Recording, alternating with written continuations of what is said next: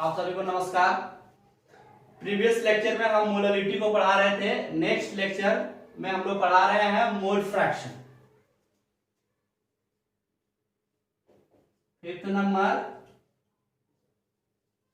Mole fraction.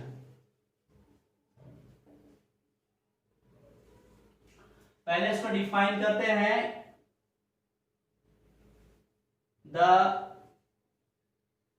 या फिर ऐसे बोले हम लोग कि it is the ratio number of moles of component to the total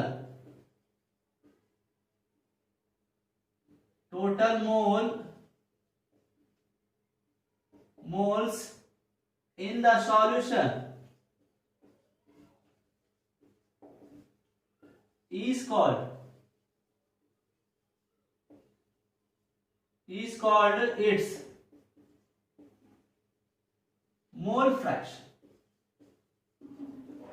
ध्यान रखिएगा, ये मोल फ्रैक्शन क्या है? एक तरह का रेशियो है जिसका मोल फ्रैक्शन कहेगा उसका, और डिवाइडेड बाय, रेशियो मतलब डिवाइड करना है, डिवाइडेड बाय टोटल कितने मोल्स होंगे सॉल्यूशन के।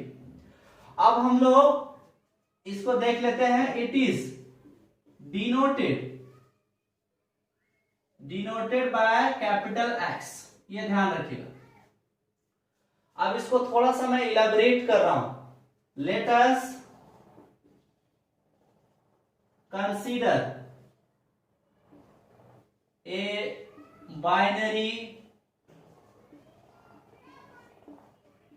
Binary solution containing Na moles of component A and B moles of component B। हम लोग एक बाइनरी सॉल्यूशन तैयार किए हैं। बाइनरी मतलब दो, एक ऐसा सॉल्यूशन तैयार किए हैं जिसमें दो कंपोनेंट्स है। पहला कंपोनेंट है मेरा A, जिसका मोल लिख रहे हैं हम लोग Na। दूसरा कंपोनेंट है मेरा B, जिसका मोल हम लोग लिख रहे हैं Nb। अब हम लोग कह रहे हैं कि total moles in the solution में टोटल मोल कितने होंगे? तो टोटल के लिए मैं जोड़ दूं Na प्लस Nb। अब हमको क्या करना है? प्रत्येक कंपोनेंट का मोल फ्रैक्शन देखनी है। मैं बोलूं mole fraction of component A, तो मैं लिखूंगा x मोल फ्रैक्शन को दिखाते हैं। किसका मोल फ्रैक्शन? कंपोनेंट A का। तो मैं ये लिख रहा हूं इज इक्वल टू, जिसका मोल फ्रैक्शन आपको निकालना है उसी का मोल ऊपर में। तो मैं कंपोनेंट A का मोल फ्रैक्शन निकाल रहा हूं, उसका मोल कितना है Na, और डिवाइडेड बाय नीचे टोटल मोल। डेफिनेशन में क्या है? Total mole in the solution. तो सॉल्यूशन की टोटल मोल कितनी है? Na plus Nb। तो मैं लिखूं Na प्लस Nb। नेक्स्ट हम लोग देखें mole fraction of component B। तो मैं लिखूंगा Xb। मैंने आपको अभी कहा कि जिसका मोल फ्रैक्शन आपको निकालनी हो उसका मोल ऊपर में लिखिए। तो मैं B का निकाल रहा हूं, तो B का मोल कितना है? Nb। तो मैं लिखूं Nb upon total mole in the solution यानी Na प्लस Nb। अब हम लोग क्या कर रहे हैं, मोल फ्रैक्शन की अगर हम लोग यूनिट देखें, जैसे कि सपोज करें कि XA का ही यूनिट देखें, तो ऊपर में मोल होगा यूनिट, नीचे में भी क्या होगा मोल, और फिर से यूनिट अगर हम देखें तो मोल ही आएगी। तो मैं लिखूं मोल, और अगर आप जोड़ दो, अगर यहाँ 1 1 मान करके तो 2 हो जाएगा, लेकिन जोड़ने की कोई आवश्यकता नहीं। अगर आप जोड़ भी रहे हो, चलो भाई मैं जोड़ देता हूं, तो मोल मोल में काट सकता हूं, 1/2 आती है। मतलब मोल फ्रैक्शन में आपका डिजिट ही केवल बचता है, यूनिट बचता है क्या, नहीं बचता है। यानी कि कायदे से मैं लिख सकता हूं कि मोल फ्रैक्शन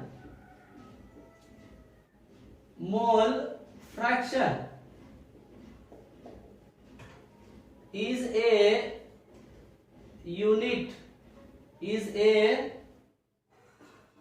unitless क्वांटिटी, इसकी यूनिट नहीं होती, ये ध्यान दीजिएगा। अब हम लोग कुछ चीज सीख रहे हैं। पहला, XA प्लस XB का वैल्यू कितनी आएगी वो मैं जानने का कोशिश कर रहा हूं। तो XA मेरा है Na divided by Na plus NB plus NB, Na plus NB, मैं एलसीएम ले सकता हूं Na प्लस NB, ऊपर में हो जाएगा Na प्लस NB, यानी कि कितनी होगी 1। आपको ध्यान रखना है, यहां से एक कंक्लूजन निकला है कि मोल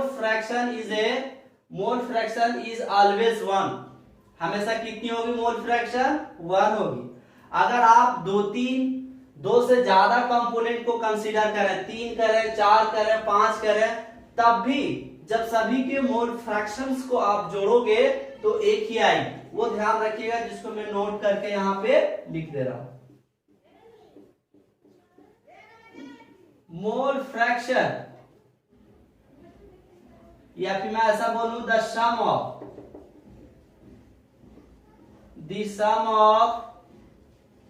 मोल fractions of all components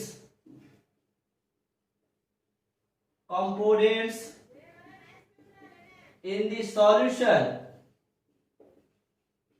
is always equal to 1। ये ध्यान रखिएगा कि मोल फ्रैक्शन का सम हमेशा 1 के बराबर हो। अब इससे रिलेटेड हम लोग 1-2 क्वेश्चन सॉल्व करते हैं, फिर मैं आपको कुछ क्वेश्चन होमवर्क के रूप में देने वाला हूं। एक क्वेश्चन हमारा है, वो ध्यान दीजिएगा। क्वेश्चन हमारा ये है कि मैं ऐसा बोलूं कि 30 ग्राम यूरिया इज, या फिर मैं ऐसा बोलूं, रहने दो सर, डिजॉल्व, ये मैं क्वेश्चन चेंज कर रहा हूं, 46 ग्राम C2H5OH is dissolving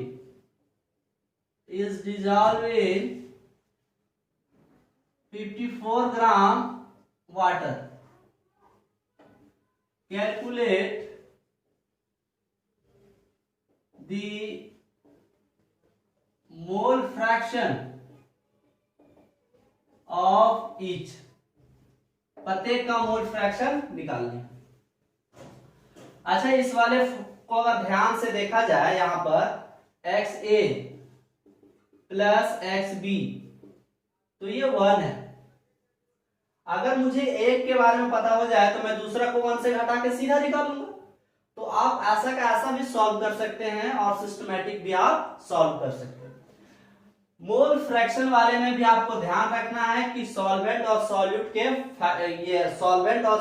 के फॉर्मेट को अच्छे से लिखना है। बोल रहा है वाटर और वाटर में C2H5OH को यानी इथाइल अल्कोहल को डुबा दिया है, हमारा सॉल्यूशन यहां पे मिल रहा है। ये बोल रहा है कि 54 ग्राम, ये बोल रहा है 46 ग्राम। इसका अमाउंट ज्यादा है, दिस इज सॉल्वेंट। इसका अमाउंट कम है, दिस इज सॉल्यूट। सॉल्यूट को मैं बी मानूं और सॉल्वेंट को मैं ए मान रहा हूं। मैं लिख सकता हूं Na is equal to WA divided by Ma।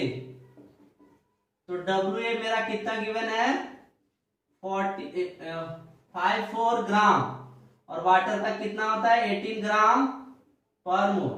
तो मैं ग्राम ग्राम काट दूं, 3 मोल आएंगे। अगर मैं देखूं NB, तो NB क्या हो जाएगा WB by MB 46 gram divided by, इसका कैलकुलेट करोगे तो मोलर मास 46 ही आएगा, 46 ग्राम पर मोल। तो मैं ग्राम ग्राम काट दूं, यानी कि 1 मोल। मैं देखूं XA, तो मैं लिख सकता हूं Na divided by Na plus NB। Na कितना है 3 मोल, और Na और NB को मैं जोड़ूं तो 3 और 1 4 मोल, यानी कि 0.75 डिवाइड करोगे तो आप चाहो तो 1 से घटा करके सीधा B निकाल लो, नहीं तो फॉर्मूले से भी निकाल लो। XB is equal to NB divided by Na plus NB। तो NB कितना है मेरा 1 मोल, और Na प्लस NB कितने हैं 4 मोल, यानी कि 0.25। दोनों को जोड़ोगे तो हमेशा 1 ही आने वाली है, ये आप ध्यान रखोगे, ठीक है। तो मोल फ्रैक्शन की ऐसे आपको क्वेश्चंस मिलेंगे। नेक्स्ट हम लोग देखते हैं, इसका जो नेक्स्ट टॉपिक है, टॉपिक ना कहले हम लोग नेक्स्ट टाइप का क्वेश्चन कहले, वो हम लोग देख रहे हैं। बोल रहा है क्वेश्चन, देखोगे क्वेश्चन ये है कि 30 gram urea is present in 120 gram of solution. Calculate the mole fraction of urea. हाँ, आप क्या करो, यूरिया प्रेजेंट है, यानी कि यूरिया वाटर में हम लोग डुबाए हैं तभी सॉल्यूशन तैयार हुआ है। उन्होंने बोल रहा है कि सॉल्यूशन का वेट कितनी है 120 ग्राम, यूरिया कितनी है 30 ग्राम, तो वाटर कितनी हो जाएगी 120 माइनस 30 ग्राम, कितना होगा 90 ग्राम। अब आप क्या करो, देख लो कौन सॉल्वेंट कौन सॉल्यूट। यूरिया लेसर अमाउंट में है, this is solute. Water larger amount में है, दिस इज सॉल्वेंट। ये हमने आपको उल्टा करके इसलिए दिखाया ताकि आपको कभी ऐसा ये ना लगे कि लेफ्ट साइड को हम लोग सॉल्वेंट बोलते हैं और उसके बगल वाले को सॉल्यूट बोलते हैं, ऐसा नहीं है। अमाउंट देखना है, जो रूल है उस रूल को देखना है। इसके लिए मैं बी यूज करता हूं, इसके लिए मैं ये यूज करता हूं। तो एनबी कितने हो जाएंगे WB बाय एमबी।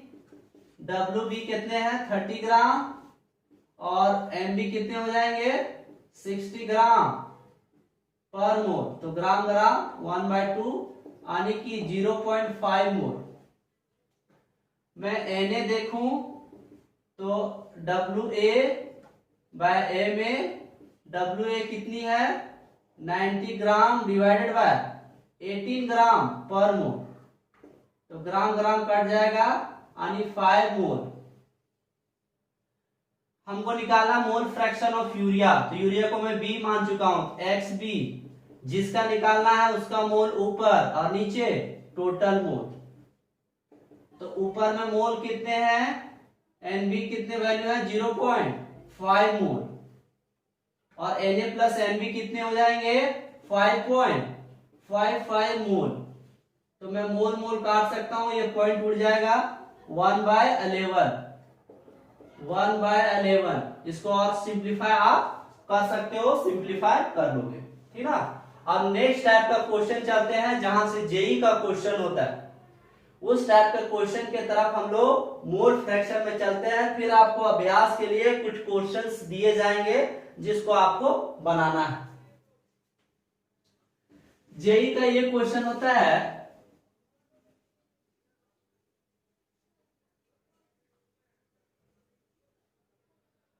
जेई का क्वेश्चन होता है कि कैलकुलेट दी मोल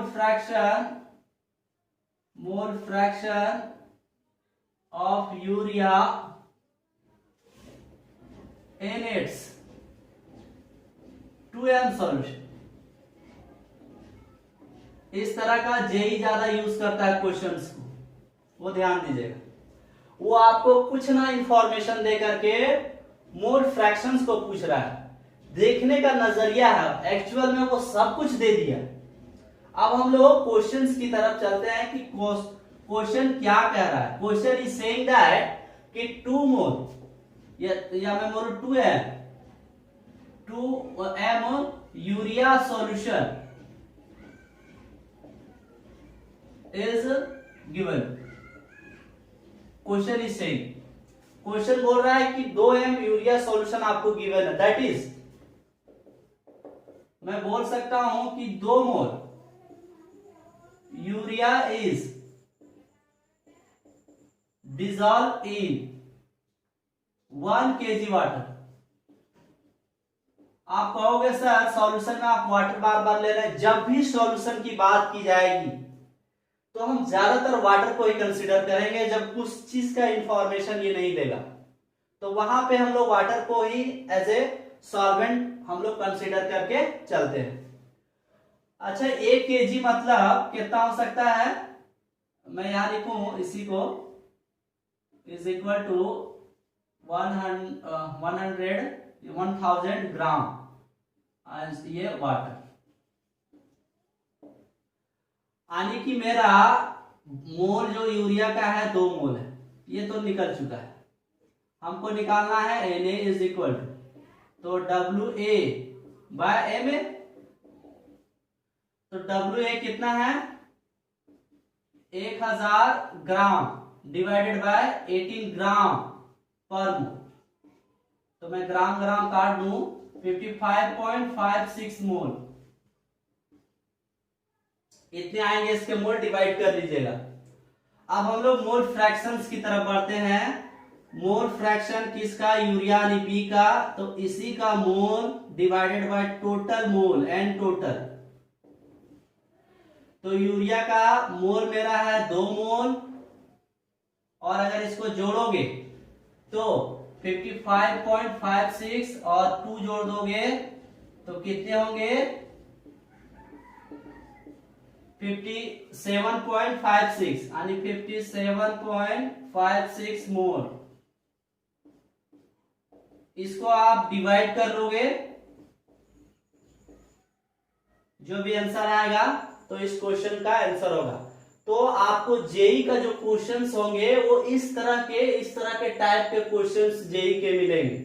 वो आपको ध्यान रखना है किस तरह से मैंने इस क्वेश्चन को सॉल्व किया, उस टेक्निक को आपको ध्यान रखना है, ठीक है। नेक्स्ट हम आप लोग को होमवर्क के लिए एज ए प्रैक्टिस कुछ क्वेश्चंस दे रहे हैं, उसको आप बनाओ।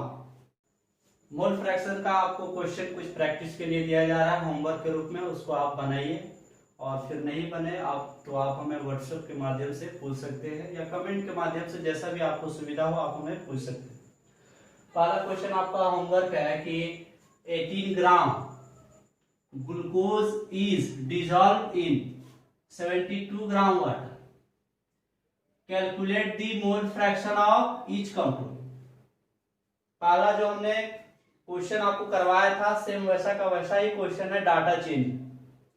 इसमें क्या है 18 ग्राम ग्लूकोज है और 72 ग्राम वाटर। तो जो ज्यादा अमाउंट में है, जो लेस अमाउंट में है, वो देख लीजिएगा कौन सॉल्वेंट है कौन सॉल्यूट है। आप खुद बनाओ, मैं आपको नहीं बताने जा रहा। आंसर हमने इस बॉक्स में लिख रखा है।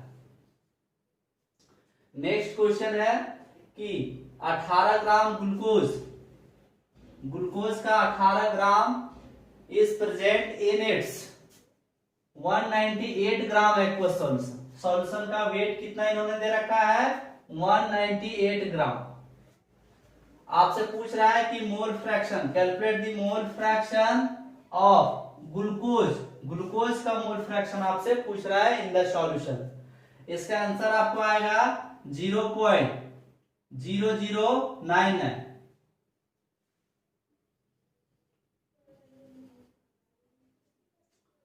नेक्स्ट क्वेश्चन है जो ट्रिपल ई का क्वेश्चन है। अब ट्रिपल ई ही रिसेंट ईयर में जेई जिसको बोला जाता है उसका क्वेश्चन है कि calculate the mole fraction of methanol. Calculate the mole fraction of methanol. Methanol का मोल फ्रैक्शन निकालना है in its 5.2 m aqueous solution. यानी कि इन्होंने मोडालिटी दे रखी है, ठीक है, एक्वस सॉल्यूशन ये दी हुई है मेथनॉल की, और आपको पूछ रहा है मोल फ्रैक्शन, ठीक ना। तो आप निकाल लोगे कि कैसा इसका मोल फ्रैक्शन निकलेगा। मोल फ्रैक्शन लिखा हुआ है कि calculate the mole fraction of methanol. Methanol की मोल फ्रैक्शन निकालनी है जिसमें 5.2 m एक्वस सॉल्यूशन दी हुई है।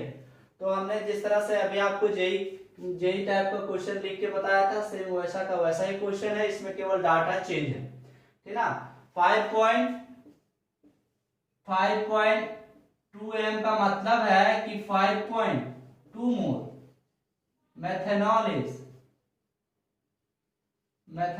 is dissolved in 1 kg water. तो ये ध्यान रखें 1 kg वाटर। ये फॉर्मेट को लिखना आप अच्छे से समझ चुके हैं प्रीवियस वाले क्वेश्चंस।